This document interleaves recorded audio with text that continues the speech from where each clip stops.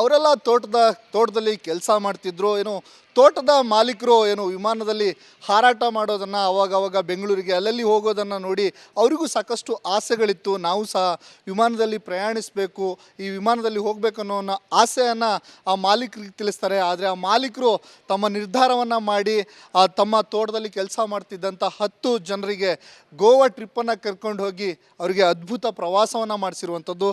ಇವತ್ತು ಅವರು ಶಿವಮೊಗ್ಗ ವಿಮಾನ ನಿಲ್ದಾಣಕ್ಕೆ ಏನು ಗೋವಾ ಪ್ರವಾಸವನ್ನು ಮುಗಿಸ್ಕೊಂಡು ಬಂದಿದ್ದಾರೆ. ನಿಮಗೆ ತೋರಿಸ್ತಾ ಹೋಗ್ತೀನಿ, ನೋಡ್ಬೋದು ದೃಶ್ಯಾವಳಿಗಳಲ್ಲಿ ಸಹ.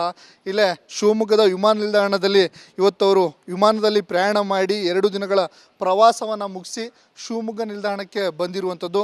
ಅವರನ್ನು ಮಾತಾಡಿಸ್ತಾ ಹೋಗ್ತೇನೆ, ಹೇಗಿತ್ತು ಅನುಭವ. ಮೊದಲಿಗೆ ಏನು ಅವರನ್ನು ಕರ್ಕೊಂಡು ಹೋದಂಥ ಮಾಲೀಕರಿದ್ದಾರೆ, ರೈತರಿದ್ದಾರೆ, ಅವ್ರನ್ನ ಮಾತಾಡಿಸ್ತೇನೆ. ಸರ್, ಏನಕ್ಕೆ ಅನ್ನಿಸ್ತು ನಿಮಗೆ, ಏನು ಹೇಳ್ತೀರಾ ಫಸ್ಟು ಅಂತೇಳಿ? ನಮಸ್ಕಾರ.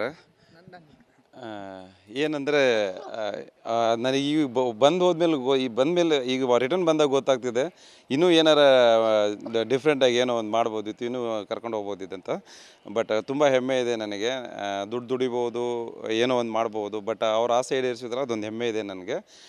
ಯಾವಾಗಲೂ ಅಂತಿರ್ತಿದ್ದು, ಅಣ್ಣ ವಿಮಾನ ಒಬ್ಬನೇ ಹೋಗಿ ಬರ್ತೀವಿ, ಕರ್ಕೊಂಡು ಹೋಗೋಣ ಅಂತೇಳಿ. ಅದು ನನಗೆ ಹೆಮ್ಮೆ ಇದೆ.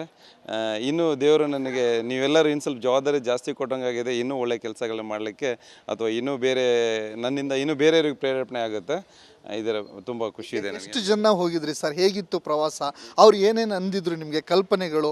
ಎಷ್ಟು ದಿನ ಪ್ರವಾಸ ಮುಗಿಸ್ಕೊಂಡು ಬಂದ್ರಿ ಅಂದರೆ ಅವರಿಗೆ ವಿಮಾನಲ್ಲಿ ಹೋಗ್ತೀವಿ ಅಂತ ಹೇಳಿದಾಗ, ಟಿಕೆಟ್ ಬುಕ್ ಆಗಿದೆ ಅಂದಾಗ ಅವ್ರಿಗೆ ಯಾರೂ ನಂಬಲಿಲ್ಲ. ಅವರಿಗೆ ಊರುಗಳಲ್ಲಿ ನೀವೆಲ್ಲಿ ವಿಮಾನ ಹೋಗ್ತೀರೇನೆ, ಇವ್ರು ವಿಮಾನ ಹೋಗ್ತಾರಂತೆ, ನಿಮಗೆ ಯಾರು ಕರ್ಕೊಂಡು ಹೋಗ್ತಾರೆ ಅಂತ ಹೇಳಾರಂತೆ. ಎಲ್ಲರೂ ಅವರು ಅಣ್ಣ ಯಾರೂ ನಂಬ್ತಿರ್ಲಿಲ್ಲ, ನಮಗೆ ಯಾರು ನೀವು ಹೋಗೋದಿಲ್ಲ ಅಂತ ಹೇಳ್ತಿದ್ರು. ವಿಮಾನದಲ್ಲಿ ಹಂಗಾಗ್ತೈತೆ ಹಿಂಗಾಗ್ತೈತೆ ಅಂತ ಹೆದರ್ಸಿದ್ರಣ. ನಮಗೆ ತುಂಬ ಖುಷಿ ಇದೆ. ಅಲ್ಲಿ ಹೋಗಿ ಬಂದ ಮೇಲೆ 3 ಡೇಸ್ ಆಯ್ತು. ಇವತ್ತಿಗೆ 3ನೇ ದಿನ ನಾವು ರಿಟರ್ನ್ ಬಂದಿರೋದು. ಅಲ್ಲಿ ಇದು ಬೀಚ್ ಎಲ್ಲ ಬೀಚಿ 1-2-3 ಬೀಚಿಗೆ ಕರ್ಕೊಂಡು ಹೋಗಿದ್ದೆ. ಆಮೇಲೆ ನಮ್ಮ ಅಲ್ಲಿ ಒಂದು ಇದು ಇದೆ, ಜೈಲಿದೆ. ಆ ಜೈಲು, ಆಮೇಲೆ ಕ್ಯಾಶಿನೋ ಕೂಡ ತೋರಿಸಿದೆ ಅವರಿಗೆ. ನೋಡ್ರಿ, ನಮ್ಮ ಕರ್ನಾಟಕ ಜನ ಇಲ್ಲೆಲ್ಲ ಬಂದು ಈ ಥರ ಇದು ಮಾಡಿ ಹೋಗ್ತಾರೆ ಅಂತೇಳಿ ಊಟ ಎಲ್ಲ ಮಾಡ್ಕೊಂಡು ಬಿಟ್ಟಿದ್ದೀವಿ. ಖುಷಿ ಇದೆ ನನಗೆ. ಸರ್ ಪ್ರವಾಸ ಇಲ್ಲ, ಚೆನ್ನಾಗಿತ್ತು. ಅವ್ರನ್ನ ನಿಭಾಯಿಸೋದೇ ಭಾಳ ಇದಿತ್ತು. ಬಟ್ ಎಲ್ಲ ನನ್ನ ಮಾತು ಕೇಳಿದರು, ಯಾರು ಏನು ಇದು ಮಾಡಲಿಲ್ಲ. ಆಮೇಲೆ ಅಲ್ಲೆಲ್ಲ ನಾವು ಸೆಲ್ಫ್ ಕುಕ್ಕಿಂಗ್ ಮಾಡ್ಕೊಂಡ್ವಿ. ಅಲ್ಲಿ ಫುಡ್ ಸರಿ ಇಲ್ಲ ಅಂತೇಳಿ ಸೆಲ್ಫ್ ಕುಕ್ಕಿಂಗ್ ಮಾಡಿಕೊಂಡು ಎಲ್ಲರನ್ನ ನೀಟಾಗಿ ಕರ್ಕೊಂಬಂದಿದ್ದೀನಿ. ಯಾವ ತೊಂದರೆ ಇಲ್ದಂಗೆ ಕರ್ಕೊಂಬಂದಿದ್ದೀನಿ. 10 ಜನ ಮಹಿಳೆಯರ ಆಸೆಯನ್ನು ಈಡೇರಿಸಿದ್ರೆ. ಅಂದರೆ ಅವರ ತೋಟದಲ್ಲಿ ಕೆಲಸ ಮಾಡ್ತಿದ್ರು, ಕೇವಲ ತೋಟದಲ್ಲಿ ಕೆಲಸ ಮಾಡೋಕ್ಕೆ ಸೀಮಿತ ಆಗದೆ ನಾವು ಸಹ ವಿಮಾನದಲ್ಲಿ ಹೋಗಿ ಬರಬೇಕು, ಆ ಕನಸನ್ನು ಈಡೇರಿಸಿದ್ರೆ. ಹೌದು, ಅದು ಒಂದು ಅವ್ರು ಹೇಳ್ತಾರಲ್ಲ, ಅವರೇ ಕೇಳಿ ಅವ್ರಿಗೆ ಹೇಳ್ತಾರೆ. ಅವರು ಎಲ್ಲರ ನಗರ ಅಂತ ಅವ್ರು ನೋಡಿಕೊಂಡು ಅದೇ ಒಂದು ಅವ್ರಿಗೆ ಖುಷಿ. ಅಣ್ಣ, ಈಗ ನಮಗೆ ಯಾರು ಏನಕ್ಕೆ ಬಂದರೆ ಫಸ್ಟ್ ವಿಮಾನ ಹತ್ತ, ಆಮೇಲೆ ಬಂದು ನನ್ನ ಹತ್ರ ಮಾತಾಡಂತೀವಣ್ಣ, ನಮ್ಮ ಜೀವನದಲ್ಲಿ ಸಾರ್ಥಕ ಆಯಿತು ಅಂತ ಹೇಳ್ತಾರೆ ಅವರು. ಅದೇ ಒಂದು ಖುಷಿ ಅಲ್ವಾ? ಇದು ಮಾಲೀಕರ ಮಾತಾಗಿದ್ರೆ. ಇಲ್ಲಿ ಪ್ರವಾಸಕ್ಕೆ ಹೋದವರು ಇದ್ದಾರೆ, ಅವ್ರನ್ನ ಮಾತಾಡಿಸ್ತೇನೆ. ಅಮ್ಮ, ಹೇಗಿತ್ತು? ಏನು ನೀವು ಅನ್ಕೊಂಡಿದ್ರಾ ವಿಮಾನದಲ್ಲಿ ಹೋಗ್ತೀವಿ ಅಂತೇಳಿ? ಅನ್ಕೊಂಡಿದ್ವಣ್ಣ, ನಾವು ಹೋಗ್ತಾವಿಲ್ಲ ಅಂತಂದು ಅನ್ಕೊಂಡಿದ್ವಿ. ಅದ್ರನ್ನ ಕರ್ಕೊಂಡು ಹೋದ್ರಿ ಸ್ವಣ್ಣರು. ತುಂಬ ಚೆನ್ನಾಗತ್ತಣ್ಣ. ಖುಷಿ ಆಯ್ತಾ? ಭಾಳ ಖುಷಿ ಆಯ್ತಣ್ಣ ನಮಗೆ. ಧನ್ಯವಾದ. ಎಷ್ಟು ಜನ ಹೋಗಿದ್ರಮ್ಮ? 10 ಜನ ಹೋಗಿದ್ವಿ ಮಹಿಳೆಯರು. ಮಾತಾಡಿ ಅಮ್ಮ. ಎಷ್ಟು ದಿನದ ಕೆಲಸ ಮಾಡ್ತಿದ್ರಿ ಅವ್ರ ತೋಟದಲ್ಲಿ? ನೀವು ಹೆಂಗೆ ಹೇಳಿದ್ರಿ ಹೇಳಿ. ಅವರು ತೋಟದಲ್ಲಿ 3 ವರ್ಷದಿಂದ ಕೆಲಸ ಮಾಡ್ತಿದ್ವಿ ನಾವು. ಹೋಗ್ಬೇಕು ಅಣ್ಣ, ನಾವು ಇಮ್ಮನಲ್ಲಿ ಅಂತ ಅಂದ್ಕೊಂಡ್ವಿ. ಹೆಂಗೆ ಕರ್ಕೊಂಡು ಹೋಗ್ಬೇಕಮ್ಮ, ನೀವೆಲ್ಲ ಹೋಗ್ತಿದ್ರಿ ಇಮ್ಮನಲ್ಲಿ ಅಂದ್ರೆ ಅವರು ಕರ್ಕೊಂಡು ಹೋಗೋಣ, ನಮಗೆ ಹೋಗೋಕೆ ಅನ್ನೋದು ಆಸೆ ಮೇಲೆ ಅಂತ ಅಂದ್ವಿ. ಆಯ್ತಮ್ಮ, ಕರ್ಕೊಂಡು ಹೋಗ್ತೀವಿ, ನಿಮ್ಮ ಆಸೆನ ನಿರ್ವಹಿಸ್ತೇವೆ ಅಂತಂದು ಹೇಳಿ ನಮ್ಮನ್ನ ಕರ್ಕೊಂಡೋಗಿ ಭಾಳ ಖುಷಿಯಿಂದ ಕರ್ಕೊಂಬಂದ್ರು. ಎಲ್ಲೆಲ್ಲಿ ಹೋಗಿದ್ರಮ್ಮ? ನಿಮ್ಗೆ ನಂಬಿಕೆ ಆಯ್ತಾ ಫಸ್ಟು ಕರ್ಕೊಂಡು ಹೋಗ್ತೀನಿ ಅಂದಾಗ? ಅಂದ್ರೆ ಅವ್ರು ನಾವು ನಂಬಿದ್ದಿಲ್ಲ, ಕರ್ಕೊಂಡು ಹೋಗ್ತೇವಂತ ಅವ್ರು ಕರ್ಕೊಂಡೋಗಿ ನಮ್ಮನ್ನ ಭಾಳ ಖುಷಿಯಿಂದ ಕರ್ಕೊಂಬಂದ್ರೆ ಅವರಿಗೆ ಧನ್ಯವಾದಗಳಂತ ನಾವು ಭಾಳ ಇದನ್ನು ಮಾಡ್ತಾಯಿದ್ದೇವೆ. ಎಲ್ಲೆಲ್ಲಿ ಹೋಗಿದ್ರಮ್ಮ? ಬೋಟ್ನಲ್ಲಿ ಹೋಗಿದ್ವಿ. ಅಲ್ಲೆಲ್ಲ ಕರ್ಕೊಂಡೋಗಿ ಭಾಳ ಖುಷಿಯಿಂದ ನಮಗೆ ಊಟದಲ್ಲಿ ಯಾವುದೂ ತೊಂದರೆ ಆಗ್ದಂಗೆ ಭಾಳ ನಿಭಾಯಿಸ್ಕೊಂಡು ನಮ್ಮನ್ನು ಕರ್ಕೊಂಬಂದ್ರು. ಖುಷಿ ಆಯ್ತಾ ಅಮ್ಮ? ಖುಷಿ ಭಾಳ ಖುಷಿಯಾಗಿ ಹೋದ್ರು ಬಿಡಿ. ಜಾಲಿಯಾಗಿದ್ವಿ, ಭಾಳ ಖುಷಿಯಾಗಿದ್ವಿ ನಾವು. ಅಲ್ಲಮ್ಮ, ನೀವು ಯಾವ ಥರ ಅನ್ಕೊಂಡಿದ್ರಾ? ಎಲ್ಲೋ ಕೆಲಸ ಮಾಡ್ಕೊಂಡಿರ್ತೀವಿ, ನಮಗೆ ಗೋವಾ ಹೋಗ್ತೀವಿ ವಿಮಾನದಲ್ಲಿ ಅಂದ್ಕೊಂಡಿದ್ವಿ ರೀ. ನಾ ಕೇಳಿದ್ವಿ, ಅವರು ನಮಗಿಂತ ಚಿಕ್ಕರವರು, ನಮ್ಮಂಥ ನಮ್ಮ ಮಗ ಇದ್ದಂಗೆ. ಅವರು ನಮ್ಮನ್ನ ಕರ್ಕೊಂಡು ಹೋಗಿದ್ದಾರೆ, ಹೋಗಿ ಎಲ್ಲ ತೋರ್ಸ್ಕೊಂಬಂದಾರ್ರಿ. ಅವ್ರ ಮಗನಿಗಿಂತ ಹೆಚ್ಚಾಗಿ ನಮ್ಮನ್ನು ಪ್ರೀತಿ ಮಾಡ್ಕೊಂಡು ಎಲ್ಲ ತಿನ್ಸ್ಕೊಂಡು ಉಣಿಸ್ಕೊಂಡು ಎಲ್ಲ ತೋರಿಸ್ಕೊಂಡು ಕರ್ಕೊಂಬಂದಾರ್ರಿ. ಅವ್ರಿಗೆ ಒಳ್ಳೇದಾಗಲಿ, 100 ವರ್ಷ ಬಾಳಲಿ ಅವರು. ಖುಷಿ ಆಯ್ತು. ಖುಷಿ ಆಯ್ತು ರೀ. ಯಾರು ಅಮ್ಮ ಹೇಳಿ ಅಮ್ಮ, ಹೆಂಗೆ ಅನಿಸ್ತು? ಈಗ ನಿಮಗೆ ಒಂದು ಕನಸಿತ್ತು ಅಂದರೆ ನಾವು ವಿಮಾನದಲ್ಲಿ ಹೋಗಬೇಕು, ನಮ್ಮ ಸಾಹುಕಾರರು ಹೋಗ್ತಾರೆ, ನಾವು ಅವ್ರ ಥರ ಒಂದು ದಿನ ಹೋಗಬೇಕು ಅಂತೇಳಿ. ಫಸ್ಟ್ ನೀವು ಹೇಳ್ತೀರಾ ನಮ್ಮನ್ನು ಕರ್ಕೊಂಡೋಗಿ ಅಂತ. ಈಗ ಕರ್ಕೊಂಡೋಗಿ ಕರ್ಕೊಂಬಂದಿದ್ದಾರೆ, ಹೇಗೆ ಅನಿಸ್ತಿದೆ? ನಮಗೆ ತುಂಬ ಖುಷಿಯಾಗಿತ್ತು ರೀ. ನಾವು ಹೋಕ್ಕಿವಿಲ್ಲ ಅನ್ನೋದು ನಮಗೆ ಕನಸ್ನಾಗ ಅನ್ಕೊಂಡಿದ್ದಿಲ್ಲ. ನಾವು ಕನಸ್ನಾಗ ಅನ್ಕೊಂಡಿದ್ದಿಲ್ಲ ಆ ಥರ ಹೋಗ್ಬೇಕು, ನಾವು ಗೋವಾ ನೋಡ್ತೇವೆ ಅಂತಂದಂತ ಕನಸ್ನಾಗ ಕೂಡ ಅನ್ಕೊಂಡಿದ್ದಿಲ್ಲ. ಒಂದ್ಸಲ ನಮ್ಮ ವಿಶ್ವಣ್ಣರ ಹತ್ರ ಕೇಳ್ಕೊಂಡ್ವಿ ನಾವು, ಅಣ್ಣ ನಾವು ಹೋಗ್ತೇವಣ್ಣ ಗೋವಾಕ್ಕೆ ಅಂತಂದು. ಗೋವಾಕ್ಕೆ ಹೋಗೋದು ಹಂಗೆ ಅಷ್ಟು ಸುಲಭದ ಮಾತಲ್ಲಮ್ಮ, ಫ್ಲೈಟ್ನಾಗ ಹೋಗೋ ಅಂಥದ್ದು. ನಿಮ್ಮಂಥ ಕೂಲಿಯರ್ನ ಕರ್ಕೊಂಡು ಹೋದ್ರೆ ನನಗೆ ಒಂದು ಹೆಮ್ಮೆ ಆಕತಿ, ನೋಡೋಣಮ್ಮ ಅಂತಂದಂತ ಒಂದು ಸಲ ಹೇಳಿದ್ರು. ತಿರುಗಿ ಇನ್ನೊಂದು ಸಲಕ್ಕೆ ಹೋದಾಗ ಆಯ್ತಮ್ಮ ನೀವು ಆಧಾರ್ ಕಾರ್ಡ್ ತಗೊಂಬರ್ರಿ, ಟಿಕೆಟ್ ಬುಕ್ ಮಾಡಣ್ರಿ ಹೋಗೋಣ್ರಿ ಅಂತಂದ್ರೆ. ಅದು 18ನೇ ತಾರೀಕಿಗೆ ಬುಕ್ಕಿಂಗ್ ಆಯ್ತು ರೀ ನಮಗೆ. ಡಿಸೆಂಬರ್ ತಿಂಗಳಾಗ ಬುಕ್ಕಿಂಗ್ ಆಗಿದ್ದು ಈಗ ಈ ಫೆಬ್ರವರಿ 18ಕ್ಕೆ ಬುಕ್ಕಿಂಗ್ ಆಯ್ತು ರೀ. 18ಕ್ಕೆ ಹೋದ್ವಿ ರೀ ನಾವು ಗೋವಾಕ್ಕೆ. ಫಸ್ಟ್ ಗೋವಾಕ್ಕೆ ಹೋದ್ಮೇಲೆ ಗೋವಾಕ್ಕೆ ಹೋಗಿ ಅಲ್ಲಿ ಫಸ್ಟ್ನೇ ಬೀಚಿಗೆ ಕರ್ಕೊಂಡು ಹೋದ್ರು ಅಣ್ಣರು. ಕಲ್ಲಂಗೋಟಿ ಅಂತ ಬೀಚ್, ಅಲ್ಲಿ ಅದ್ರೊಳಗೆ ಹೋಗಿದ್ಮೇಲೆ ಇದ್ರಾಗ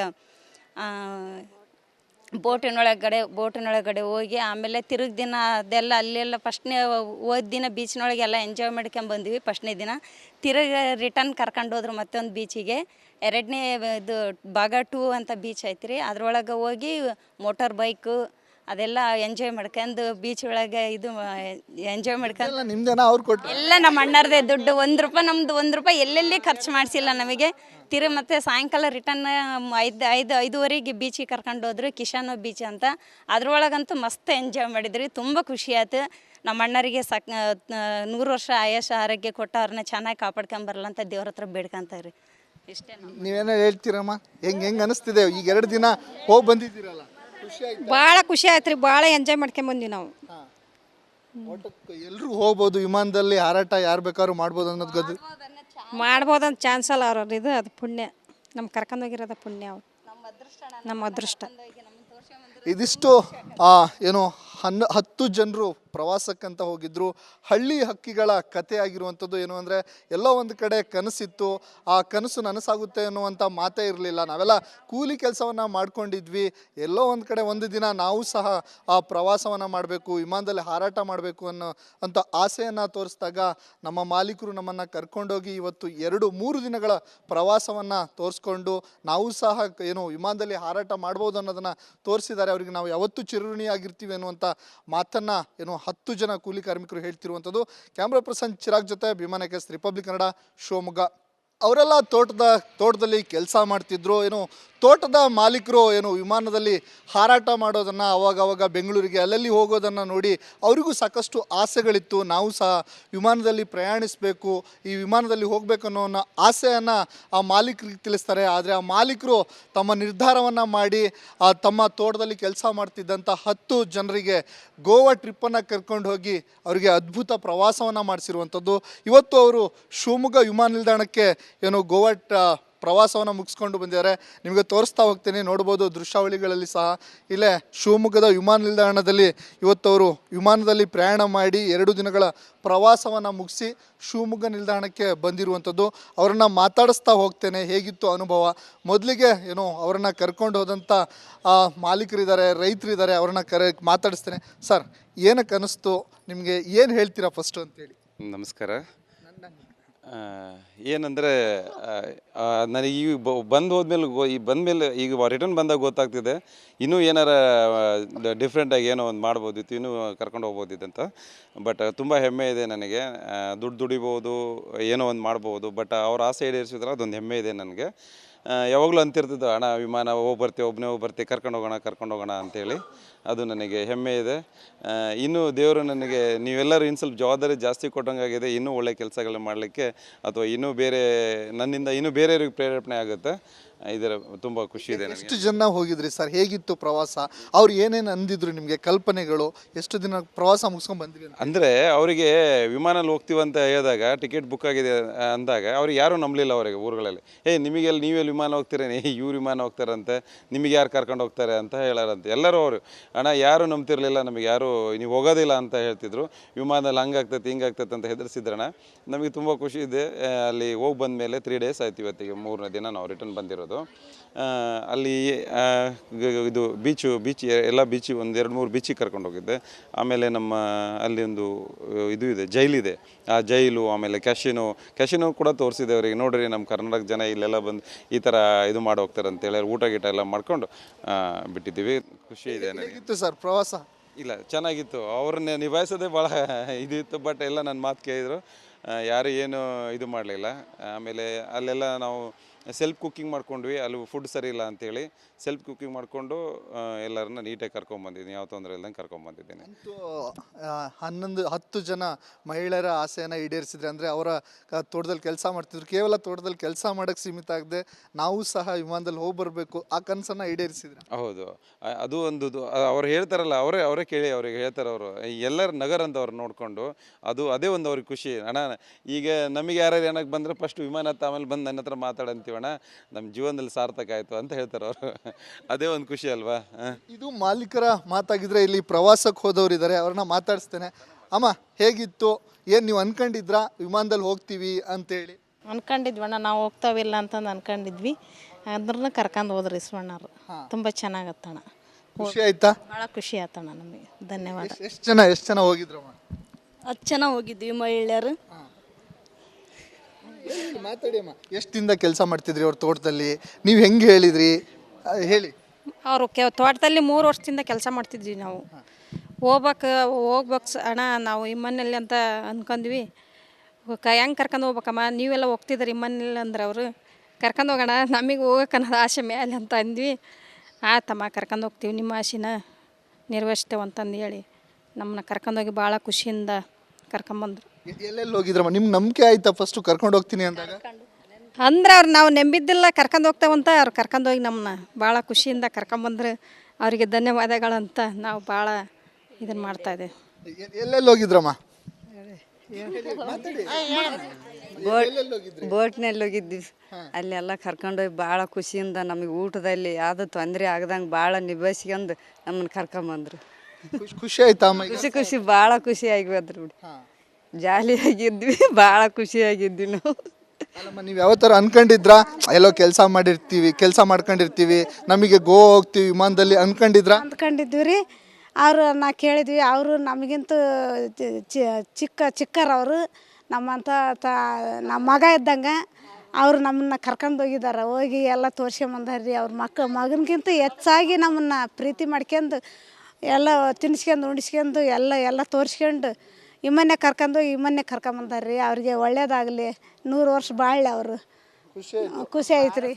ಯಾರು ಅಮ್ಮ ಹೇಳಿ ಅಮ್ಮ, ಹೆಂಗೆ ಅನಿಸ್ತು? ಈಗ ನಿಮಗೆ ಒಂದು ಕನಸಿತ್ತು, ಅಂದರೆ ನಾವು ವಿಮಾನದಲ್ಲಿ ಹೋಗ್ಬೇಕು, ನಮ್ಮ ಸಾಹುಕಾರರು ಹೋಗ್ತಾರೆ, ನಾವು ಅವ್ರ ಥರ ಒಂದಿನ ಹೋಗಬೇಕು ಅಂತೇಳಿ. ಫಸ್ಟು ನೀವು ಹೇಳ್ತೀರಾ ನಮ್ಮನ್ನು ಕರ್ಕೊಂಡೋಗಿ ಅಂತ. ಈಗ ಕರ್ಕೊಂಬಂದಿದ್ದಾರೆ, ಹೇಗೆ ಅನಿಸ್ತಿದೆ? ನಮಗೆ ತುಂಬ ಖುಷಿಯಾಗಿತ್ತು ರೀ. ನಾವು ಹೋಗಿವಿಲ್ಲ ಅನ್ನೋದು ನಮಗೆ ಕನಸ್ನಾಗ ಅನ್ಕೊಂಡಿದ್ದಿಲ್ಲ. ಆ ಥರ ಹೋಗ್ಬೇಕು, ನಾವು ಗೋವಾ ನೋಡ್ತೇವೆ ಅಂತಂದಂಥ ಕನಸ್ನಾಗ ಕೂಡ ಅನ್ಕೊಂಡಿದ್ದಿಲ್ಲ. ಒಂದ್ಸಲ ನಮ್ಮ ವಿಶ್ವಣ್ಣರ ಹತ್ರ ಕೇಳ್ಕೊಂಡ್ವಿ ನಾವು, ಅಣ್ಣ ನಾವು ಹೋಗ್ತೀವಣ್ಣ ಗೋವಾಕ್ಕೆ ಅಂತಂದು. ಗೋವಾಕ್ಕೆ ಹೋಗೋದಾಗ ಅಷ್ಟು ಸುಲಭದ ಮಾತಲ್ಲಮ್ಮ, ಫ್ಲೈಟ್ನಾಗ ಹೋಗೋ ಅಂಥದ್ದು. ನಿಮ್ಮಂಥ ಕೂಲಿಯರ್ನ ಕರ್ಕೊಂಡು ಹೋದ್ರೆ ನನಗೆ ಒಂದು ಹೆಮ್ಮೆ ಆಕತಿ, ನೋಡೋಣಮ್ಮ ಅಂತಂದಂತ ಒಂದು ಸಲ ಹೇಳಿದ್ರು. ತಿರುಗಿ ಇನ್ನೊಂದು ಸಲಕ್ಕೆ ಹೋದಾಗ ಆಯ್ತಮ್ಮ ನೀವು ಆಧಾರ್ ಕಾರ್ಡ್ ತಗೊಂಬರ್ರಿ, ಟಿಕೆಟ್ ಬುಕ್ ಮಾಡಣ್ರಿ ಹೋಗೋಣ್ರಿ ಅಂತಂದ್ರೆ. ಅದು 18ನೇ ತಾರೀಕಿಗೆ ಬುಕ್ಕಿಂಗ್ ಆಯ್ತು ರೀ ನಮಗೆ. ಡಿಸೆಂಬರ್ ತಿಂಗಳಾಗ ಬುಕ್ಕಿಂಗ್ ಆಗಿದ್ದು. ಈಗ ಫೆಬ್ರವರಿ 18ಕ್ಕೆ ಬುಕ್ಕಿಂಗ್ ಆಯ್ತು ರೀ. 18ಕ್ಕೆ ಹೋದ್ವಿ ರೀ ನಾವು ಗೋವಾಕ್ಕೆ. ಫಸ್ಟ್ ಗೋವಾಕ್ಕೆ ಹೋದ್ಮೇಲೆ ಗೋವಾಕ್ಕೆ ಹೋಗಿ ಅಲ್ಲಿ ಫಸ್ಟ್ನೇ ಬೀಚಿಗೆ ಕರ್ಕೊಂಡು ಹೋದ್ರು ಅಣ್ಣರು. ಕಲ್ಲಂಗೋಟಿ ಅಂತ ಬೀಚ್. ಅಲ್ಲಿ ಅದ್ರೊಳಗೆ ಹೋಗಿದ್ಮೇಲೆ ಇದ್ರಾಗ ಬೋಟಿನೊಳಗಡೆ ಹೋಗಿ ಆಮೇಲೆ ತಿರುಗಿ ದಿನ ಅದೆಲ್ಲ ಅಲ್ಲೆಲ್ಲ ಫಸ್ಟ್ನೇ ಹೋದ ದಿನ ಬೀಚ್ನೊಳಗೆಲ್ಲ ಎಂಜಾಯ್ ಮಾಡ್ಕೊಂಬಂದ್ವಿ. ಫಸ್ಟ್ನೇ ದಿನ ತಿರುಗಿ ರಿಟರ್ನ್ ಕರ್ಕೊಂಡು ಹೋದ್ರು ಮತ್ತೊಂದು ಬೀಚಿಗೆ. 2ನೇ ಇದು ಭಾಗ 2 ಅಂತ ಬೀಚ್ ಐತಿ ರೀ. ಅದ್ರೊಳಗೆ ಹೋಗಿ ಮೋಟಾರ್ ಬೈಕು ಅದೆಲ್ಲ ಎಂಜಾಯ್ ಮಾಡ್ಕೊಂಡು ಬೀಚ್ ಒಳಗೆ ಇದು ಎಂಜಾಯ್ ಮಾಡ್ಕೊಂಡು ನಿಮ್ದೇನಾ ಅವ್ರು ಕೊಟ್ಟು? ಎಲ್ಲ ನಮ್ಮ ಅಣ್ಣರದೇ ದುಡ್ಡು. 1 ರೂಪಾಯಿ ನಮ್ದು 1 ರೂಪಾಯಿ ಎಲ್ಲೆಲ್ಲಿ ಖರ್ಚು ಮಾಡಿಸಿಲ್ಲ ನಮಗೆ. ಮತ್ತೆ ಸಾಯಂಕಾಲ ರಿಟರ್ನ್ 5:30ಗೆ ಬೀಚಿಗೆ ಕರ್ಕೊಂಡು ಹೋದ್ರು, ಕಿಶಾನೋ ಬೀಚ್ ಅಂತ. ಅದ್ರೊಳಗಂತೂ ಮಸ್ತ್ ಎಂಜಾಯ್ ಮಾಡಿದ್ರಿ. ತುಂಬ ಖುಷಿ ಆಯ್ತು.